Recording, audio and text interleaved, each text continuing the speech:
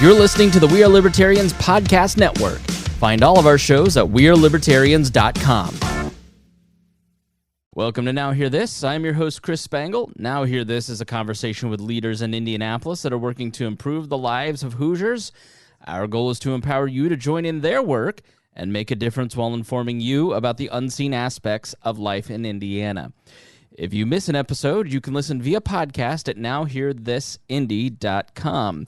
Today, my guest is Mike Hanlon. He is the executive director of the USO here in Indiana, and their website is indiana.uso.org. Mike, my full knowledge of the USO comes from Bob Hope and the 1940s movies with World War II. So first, thank you for being here, and secondly, conceptions. What does the USO do? Tell us a little bit about your organization beyond what the Bob Hope perception might be. Absolutely. Well, thank you so much, Chris, for having me on today to share a little bit more about the USO and the good work that we're doing here in the state of Indiana. So a little bit about it's pretty common, this perception. People hear about the USO and they're most familiar with Bob Hope and the entertainment that programs that we're providing. But indeed, we're much bigger than that. The USO has been around for going on 80 years now. And the USO stands for United Service Organizations. And our mission is to strengthen America's service members by keeping them connected to family, home, and country throughout their service to the nation. And from the moment a person joins the military, throughout their assignments, deployments, transitions, and everything in between, the USO is really their support system for our military and their families. Here in Indiana, we have 5 hospitality centers that we provide support for our service members throughout the state. Many of our service members and their families are accustomed to seeing USO signs when they travel. We have one at the Indianapolis airport, and our largest center is at Camp Atterbury. On a regular year, this is a little bit of a strange year with all that's going on with COVID right now. But generally, we would support and have about 80,000 service members go through that center down at Camp Atterbury, which acts as a home away from home, as service members are down there training and going through their rotations down there from all around the country. And that's one way that we're providing support. And those locations, that's one way that we're providing support locally. We have 250 locations around the world. So what we're doing here in Indiana is really taking place all around the world. So when I walk into one of these centers and it's, describe home away from home, what happens there? What takes place? How does it nourish and serve the soldiers that walk in the door? Absolutely. So so USO centers provide the hospitality that service members really rely on as to keep the morale up and to get some much needed R&R during their time in the service. There's everything from cots and recliners, Xboxes, and televisions, game consoles, where service members can grab food and snack, and sometimes just as simple as putting their feet up in a comfy recliner and getting some R&R as they're reclining and waiting for a flight. Gotcha. Yeah. So it's not just in the airport. It's centers on bases. Is the waiting room at the airport different than where they're at on the bases? I know as my friends went through the military. Maybe you can articulate a little bit about what the the average experience it is for soldiers these days, because I was surprised when my high school friends went into the military. Oh, they live on base or they have apartments. It's not all in the casenet huts that my grandfather was in San Diego during basic. So how does the USO serve soldiers on a base like Atterbury versus, the room at the airport? It is. That's an excellent question and great point that you're bringing up. It is what the experience is quite a bit different at the airport than, as you can imagine, on base. And that's not only true here in Indiana, but throughout the Midwest and throughout the world as well.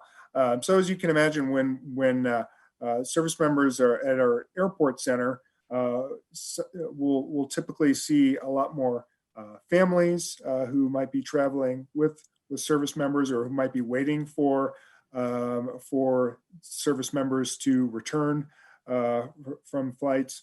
Right now, it happens that we are actually seeing many service members who are coming from who are new recruits and going out to and who are traveling through the airport center as they're going out on their mobilizations. Whereas at Camp Atterbury, many service members are doing training drills and so forth. So the experience there for our service members right now, with the support we're providing for COVID, you may have heard just recently, approximately 1,500 National Guard were activated to support long-term care facilities throughout the state. So we're providing some of the R&R and some when service members are doing that training and getting ready for their mobilizations down at Camp Atterbury.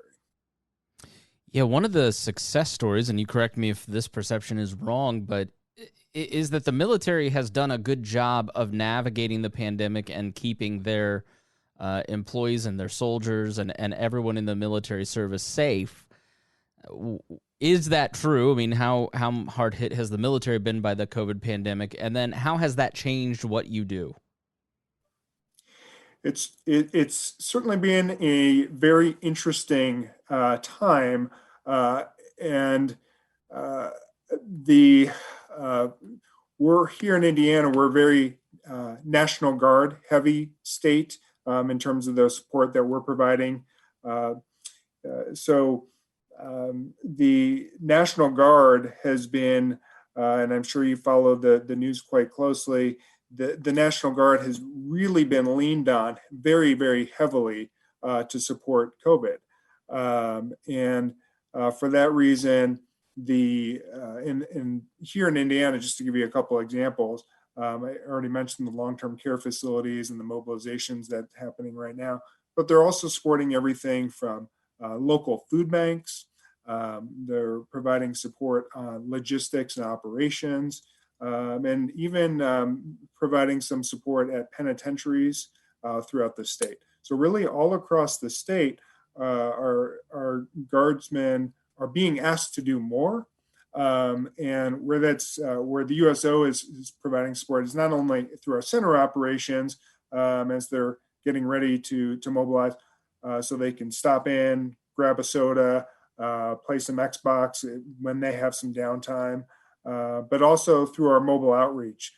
So when they're on these mobilizations right now at the food banks, we're providing some snacks, food and beverage, even the occasional meal through Mission Barbecue and some of our other partners, so that they can have some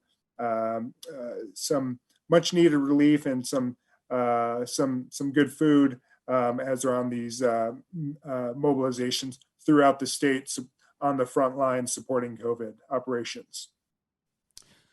So where are you part of the Defense Department? Are you funded by the government, or are you a private organization?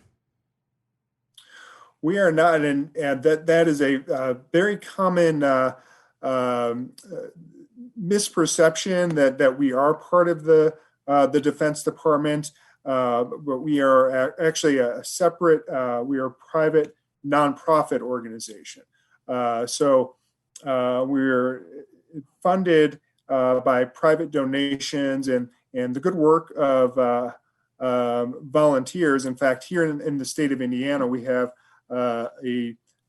almost 500 volunteers that help man our centers. So at the airport, Camp Atterbury, Fort Wayne, all throughout the state, we've got a very dedicated core of volunteers that advance the USO mission and provide that home away from home and USO hospitality to our service members, whether it's on the road and or at one of our centers. And that volunteer support is very, very important to us. It certainly keeps our,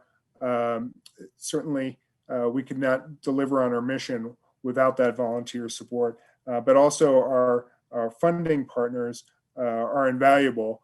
And because we are not part of we are not a government agency, we rely heavily on private donations through corporate partners, private donations, and then individuals as well to fund our mission. If someone wants to volunteer or help fund those missions, how can they do that? Go to indiana.uso.org and would love to have someone get involved. We're always looking for great volunteers and ways to engage corporations and get more people involved. Very good.